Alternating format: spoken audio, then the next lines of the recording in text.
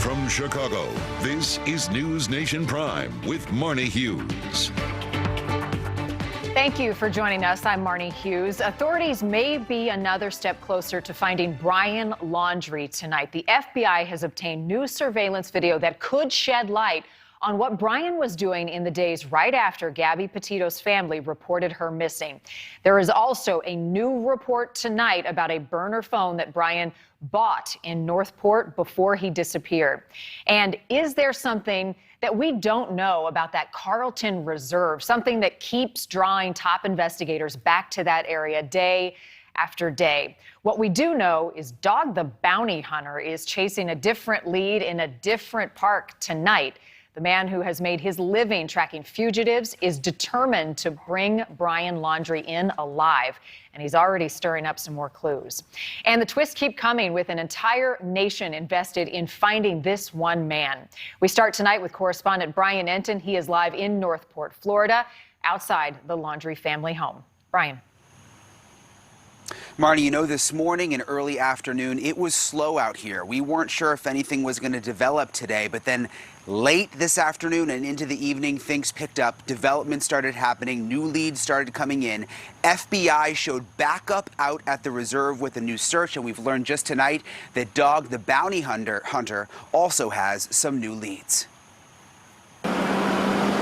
Today, two searches in the manhunt for Brian Laundrie. One at the Carlton Reserve, where police are suddenly back again, using helicopters and boats to search lakes. The other is happening at Fort DeSoto Campground. It's not police searching here, it's Dog the Bounty Hunter. We're out here at the island.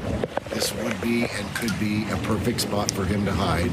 We have confirmed what Dog first told us, that the Laundrie family was camping here after Brian returned from Florida without Gabby. We also confirmed today the FBI has surveillance video from the campground. I spoke to Dog's daughter, Lisa Chapman, tonight. She's helping coordinate the search. Lisa, what do you know that makes you believe that Brian Laundrie is out there alive near that campground tonight? We have gotten multiple credible leads that we were able to verify, both through technology and through witnesses. So we're pretty sure that he's stashed out on those islands, stashing out in the daytime and mostly active, after the parks are closed and everyone goes home. This is a look from the sky at the area where the Laundrie family camped out. You're looking at Fort DeSoto campgrounds, and this is campsite 1 back in the trees right in this area. Have you seen anything out there? Has your dad seen anything that would indicate that Brian Laundrie is there? Yes, we believe we found some personal items yesterday. What's interesting is, according to Instagram pictures, Brian Laundrie has been to both search locations in the past. This photo from February shows Brian and Gabby at the campground, and this photo from July of last year shows him at the Carlton Reserve.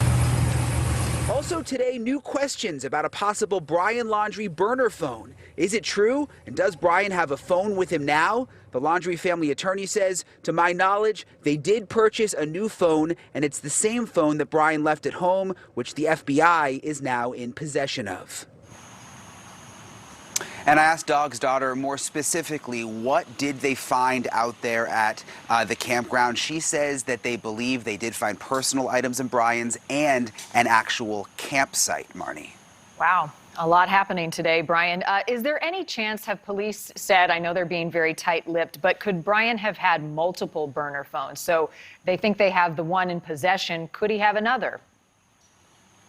Absolutely. It is possible, and we just don't know. All we have to go on right now when it comes to the whole burner phone issue is what the lawyer told us, the Laundrie family attorney. And it was interesting in that statement. He said, to my knowledge, he knows that the Laundries bought a phone, but he says that phone stayed back here at the house after Brian went missing, and that the FBI has it now. The other thing that I find curious, Brian, one, it seems like he knew that campsite pretty well, so he would know where to go if he didn't want to be found. But the other thing I wonder is if the family has shared that he may have left with any cash or enough food or water to survive for days or weeks.